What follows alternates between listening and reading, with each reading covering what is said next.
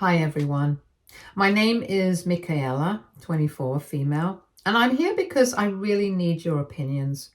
So I have an older sister, Leah, 29, female, who is supposed to be getting married to Jonathan, 29, male. Everything seemed to be going great with them. They'd been together for years and we all thought they were perfect for each other. But recently things took a really strange and unexpected turn. And now their wedding is off. The reason? Jonathan has refused to marry my sister because he thinks she's being cruel by not allowing me to come to their wedding. On top of that, Leah believes Jonathan is in love with me. I know how insane that sounds, but let me explain. To give you some background, I'm not close to my sister or my parents. It's not like anything dramatic happened to cause a fallout, but once I got into college, I kind of drifted away from them. In fact, I've barely been home since I moved out for school. Most spring breaks, instead of going back home, I'd either travel or head to my grandparents' house. It just felt like a better option than dealing with the awkwardness that would come from being at home. The thing is, my parents and sister are completely different people from me.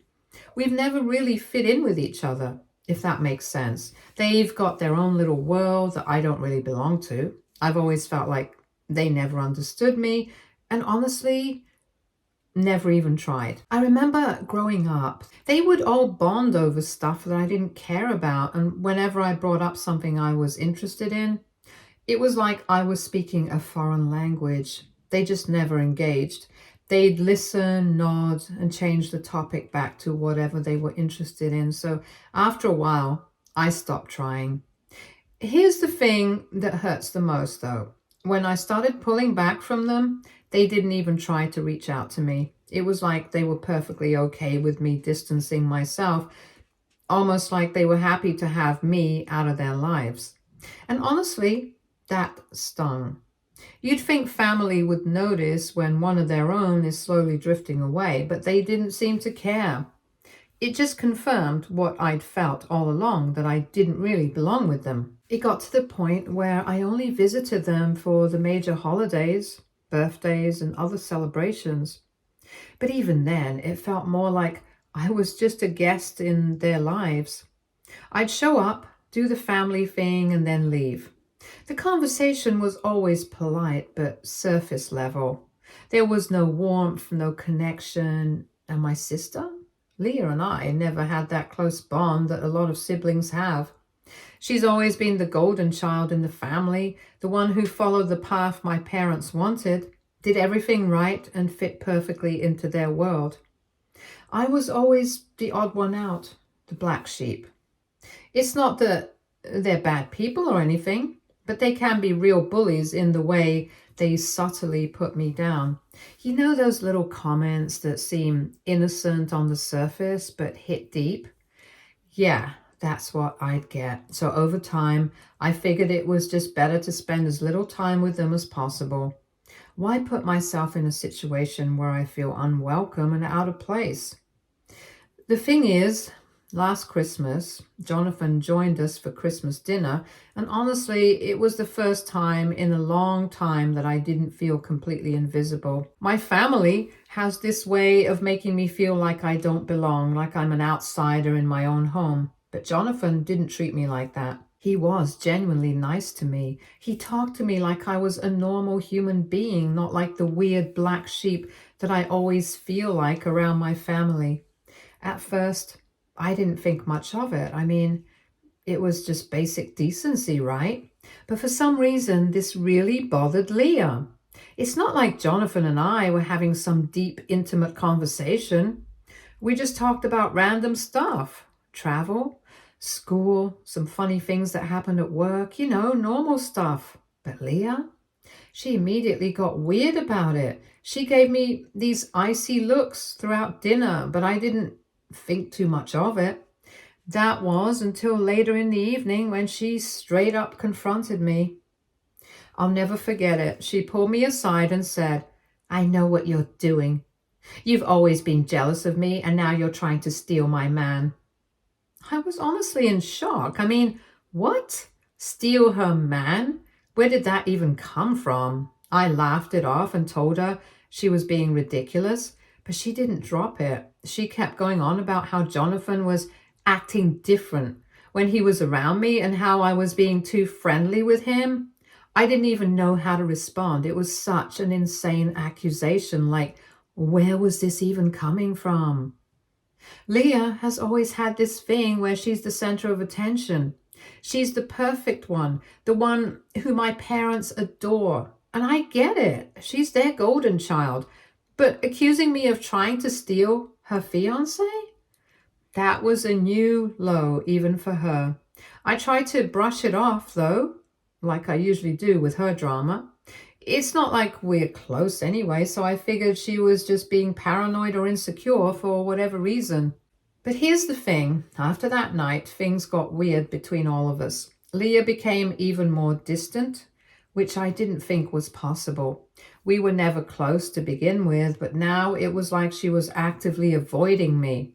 If I tried to talk to her, she'd give me these one-word answers or act like she couldn't be bothered. At family gatherings, she'd be glued to Jonathan's side, almost like she was marking her territory. It was ridiculous. Jonathan, on the other hand, acted like nothing had changed. He was still polite, still friendly, and still normal around me. I guess what really bothers me is how quickly my family seemed to side with Leah on this. I mean, no one ever said anything directly to me, but there were little signs. My mom would give me these weird looks whenever Leah and Jonathan were around. My dad, who's usually pretty neutral, started making more comments about how it's important for family to support each other, or how relationships need to be respected.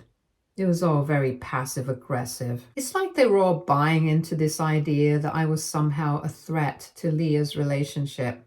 And the more I thought about it, the more it made me angry. I've never been the type to get involved in anyone's drama, let alone my sister's relationship. I mean, I barely even talk to Leah outside of family functions, so why would I suddenly be interested in her fiancé? It made no sense. A few months later, I found out from my grandparents that Leah was actually engaged. Yup, my own sister didn't even bother to tell me she was getting married. I mean, at this point, I wasn't exactly expecting her to send me a personalized invitation with hearts and glitter or anything, but still. Finding out from my grandparents felt like a punch to the gut. You know, the kind that confirms everything you already suspected about your family not caring about you. I guess I've been holding on to some small hope that even with all the tension and distance, she'd still consider me part of this major event in her life. I thought, hey, we're sisters, right? Even if we're not close, I'm still her family. But no, that was clearly too much to ask for. I didn't say anything to Leah when I found out about the engagement. At first, I thought maybe she was just busy with wedding planning, or maybe it slipped her mind to tell me. I know that sounds naive, but for some reason, I was still giving her the benefit of the doubt. I figured maybe she'd call me eventually, or maybe I'd at least get a last-minute invitation in the mail. But days turned into weeks and nothing. Crickets. Then out of the blue, Leah called me. I was honestly surprised to see her name pop up on my phone, especially considering we hadn't really spoken since that weird accusation over Christmas. I answered, trying to act casual like I hadn't been completely forgotten by my own sister. After a few awkward minutes of small talk, she dropped a bombshell. I'm not inviting you to the wedding. I was silent for a second, trying to process what she just said. I mean, it wasn't like I was super excited to go or anything, but hearing her say it out loud still hurt. I asked her why, and that's when she hit me with the most absurd reason. Since Jonathan has feelings for you, I don't want you there. It'll just be awkward. I had to laugh. Like, literally, I laughed out loud. I couldn't believe this was happening. First of all, Jonathan doesn't have feelings for me, and even if he did, it's not like I was going to stand up in the middle of the ceremony and profess my undying love for him. The whole thing was so ridiculous that I didn't even have energy to argue. I just said, have a great wedding and a happy marriage, and hung up. I didn't need that drama in my life, and honestly, we weren't close, so it didn't really matter to me if I was part of her big day or not. I'd long since come to terms with the fact that Leah and I were living in two completely different worlds. Yesterday was wild. I think it was Leah's rehearsal dinner or something, and I had no plans to be involved in any of it. I mean, I wasn't invited to the wedding, and I'd already made peace with that. I was just going about my usual day when, out of the blue, I got this frantic call from my dad. He's like, Michaela, you need to come down to the venue right now. No explanation, no details, just a demand for me to drop everything and go. Naturally, I was confused and asked what was going on, but he completely refused to tell me. Just kept repeating that I needed to come immediately. At this point, I wasn't exactly feeling generous with my time or patience. This was the same family that had excluded me from the wedding, treated me like an outsider, and basically made me feel like I was the villain in Leah's twisted little drama. So I told him straight up, I'm not coming there just because you tell me to, and I hung up. Not even 5 minutes later, my phone started buzzing again. This time, it's Leah. Now, I hadn't spoken to her since the whole wedding invite drama, so I was already dreading whatever nonsense she was about to throw at me. But what she said next, I couldn't believe it. Apparently, Jonathan, her fiancé, had straight up refused to marry her. Like the guy had called off the wedding because he couldn't stand how cruel Leah and my parents were. I mean, wow. The guy actually had the guts to see through all their BS and walk away. I was low-key impressed. But of course, Leah wasn't calling to apologize or anything. Nope. She had a completely different reason for reaching out. She wanted me, to show up at the rehearsal dinner or whatever was left of it and pretend like we were one big happy family. The kicker? She wanted me to lie and say the reason I wasn't at the wedding was because I didn't want to be there, not because she had banned me. Basically, she wanted me to cover for her and make it look like everything was still picture perfect, even though her entire relationship was crumbling. I almost laughed in her face. I mean, after everything she put me through, accusing me of trying to steal her fiancé, not inviting me to the wedding, treating me like garbage, she now wanted me to swoop in and save the day. The sheer delusion of it all was mind-blowing. I flat out told her, "You're out of your mind if you think I'm going to do that." I could practically hear her jaw hit the floor through the phone. She tried to argue, but I didn't stick around to hear it. I hung up, put my phone on silent, and went to sleep like a baby. Jonathan calling off the wedding is like the ultimate karmic justice. I don't know the details of why he finally snapped, but I have a pretty good idea. Leah and my parents have always been controlling, manipulative, and frankly, pretty mean-spirited. They've never been able to see past their own egos long enough to care about how their actions affect others. I guess Jonathan finally had enough. I almost feel bad for the guy. Almost. What really gets me, though, is how quickly Leah and my parents turned to me for help once things started falling apart. It's like they realized, oh, wait, maybe we do need Michaela after all. Funny how that works, huh? They didn't care about me when they were planning their perfect wedding, but the second the rug gets pulled out from under them, suddenly I'm important again? Yeah, no thanks. Today was unreal. I woke up to 117 missed calls and over 200 messages from my family. Yeah, you read that right. Over 100 missed calls. My phone was literally blowing up from the moment I opened my eyes. The anxiety that washed over me, seeing all those notifications, not a fun way to start the day. Most of the calls were from my parents and Leah, and of course I wasn't about to dive into that mess right away. I ignored it and decided to start my morning as normally as possible because honestly, who wants to deal with all that drama before coffee? But then I started to feel a little guilty, so I did the one thing I felt like I could handle at the moment. I called my grandparents back. They're the only ones in my family I have a genuinely good relationship with, and I knew they'd give me the lowdown without all the extra drama. As soon as my grandma picked up, I could hear the tension in her voice. She told me that Leah had been crying non-stop since last night. Apparently, Jonathan still wasn't budging and had completely cut her off, refusing to talk or listen. He was basically missing in action. Leah's devastated, and my parents are in full panic mode trying to salvage the situation. My grandma, bless her, gently suggested that maybe I should reach out to Jonathan to clear any misunderstandings.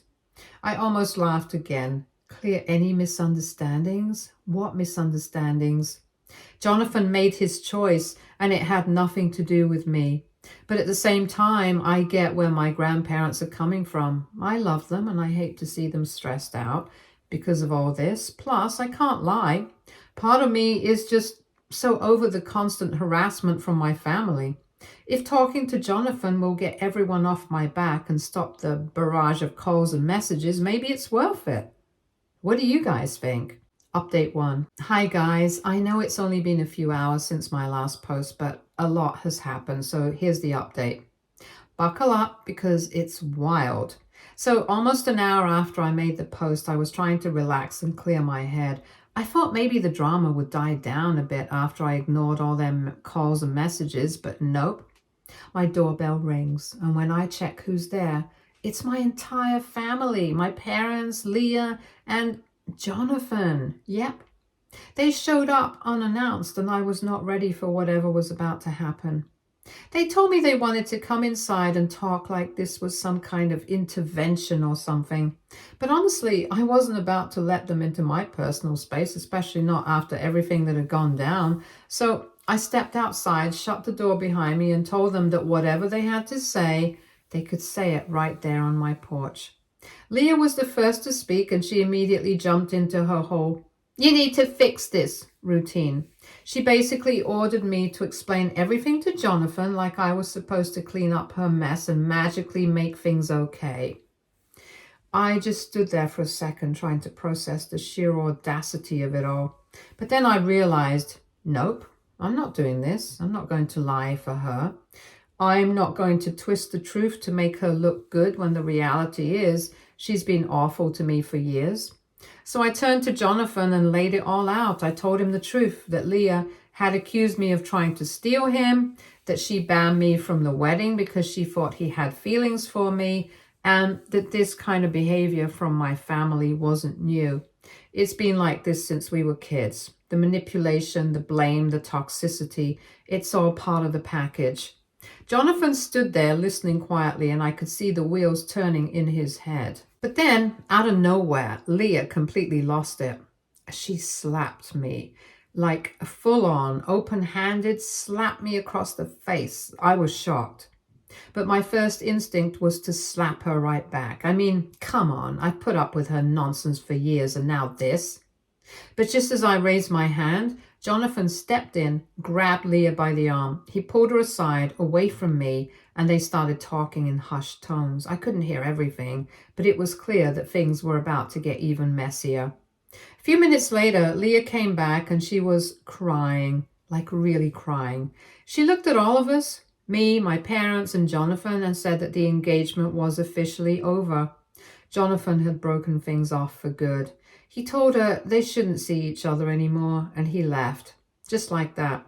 He walked away, leaving Leah standing there in tears. And honestly, I did feel a little sorry for her in that moment. As much as we've never gotten along and as much as she's hurt me, I don't think anyone deserves to have their engagement broken off like that. It was brutal. Raw moment.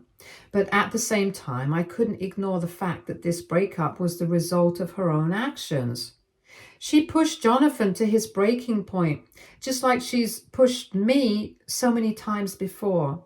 So there we were, standing on my porch, Leah sobbing, Jonathan gone, and my parents glaring at me like I was somehow responsible for all of this.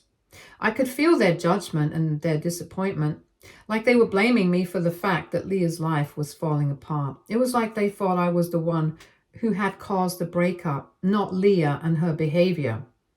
I didn't know what to say, and I definitely didn't feel like standing there any longer, so I just awkwardly mumbled something about needing to go inside.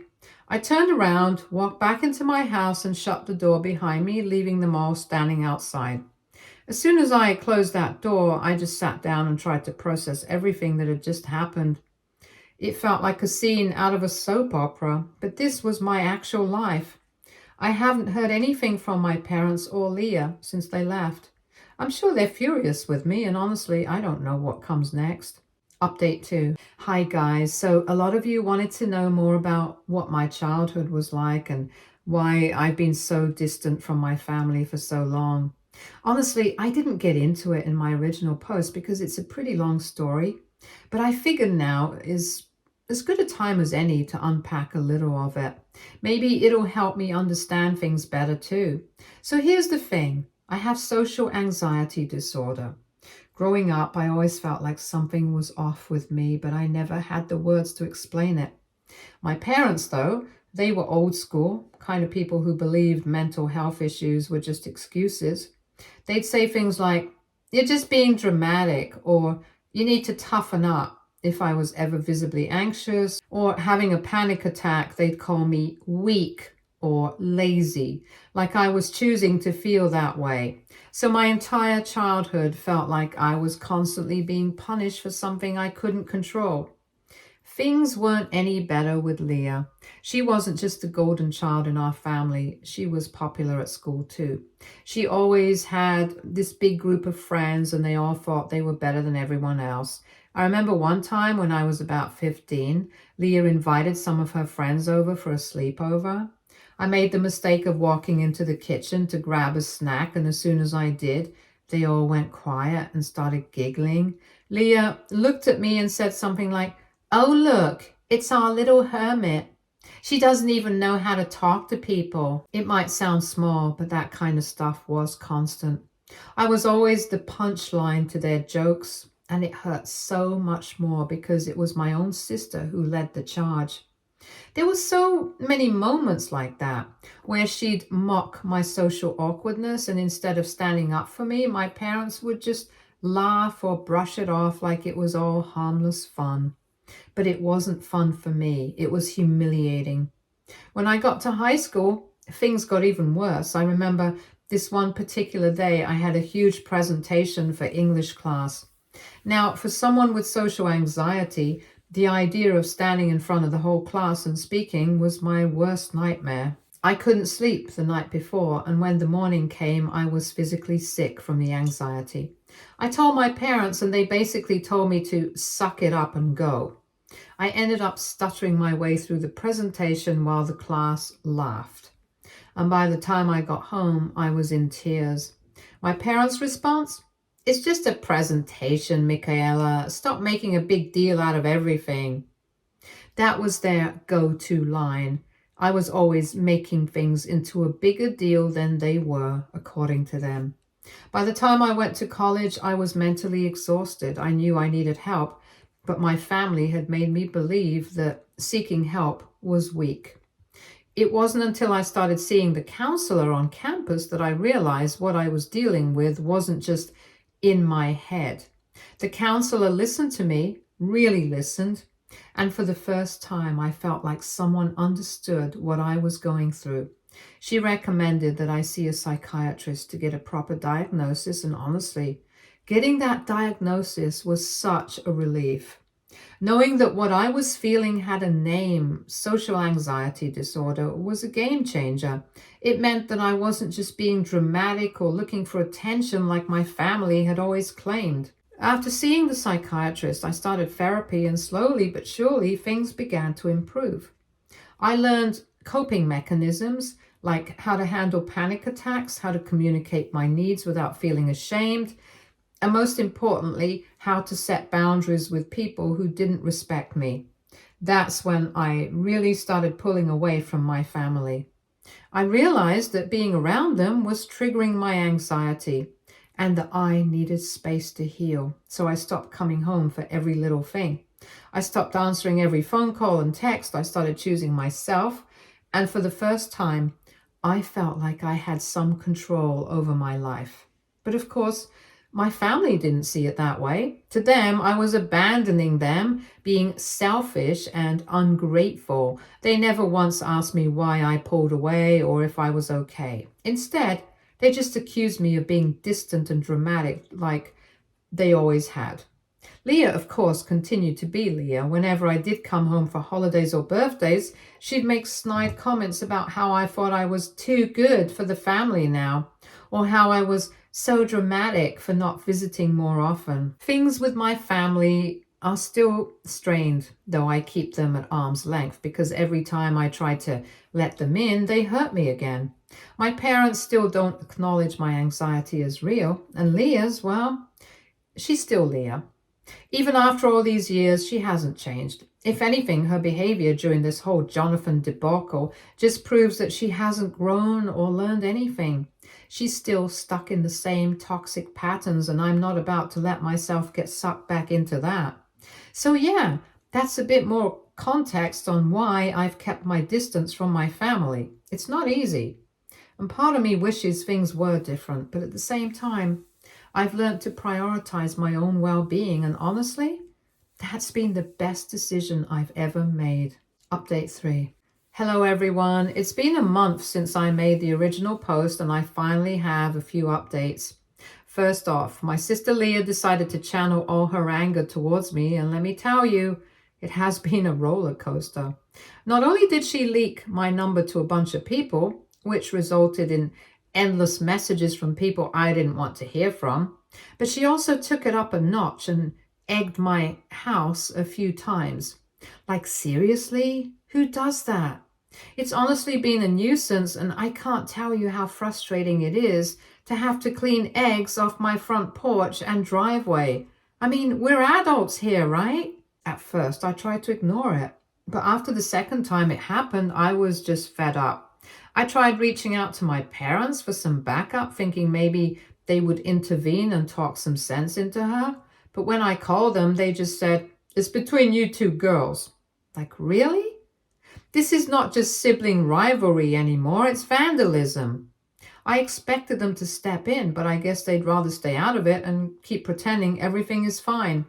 After realizing I was on my own, I decided it was time to take a stand. I called Leah directly and told her if she ever did it again, I would file a police complaint against her because, let's be real, it counts as vandalism, and she could actually get in trouble for it. The thought of that seemed to hit a nerve, and her reaction was predictable. She launched into a tirade, calling me a bunch of names and saying how I was being dramatic about everything. I mean, does she ever hear herself? It's like she thinks she can just throw a tantrum and I'm supposed to take it. I hung up, feeling a mix of relief and frustration. It was exhausting to deal with her, but at least I got my point across. Surprisingly, she hasn't bothered me since. I don't know if she's scared of the police or just too busy plotting her next move, but I'll take the peace. Stay tuned for more stories from our girl relationships.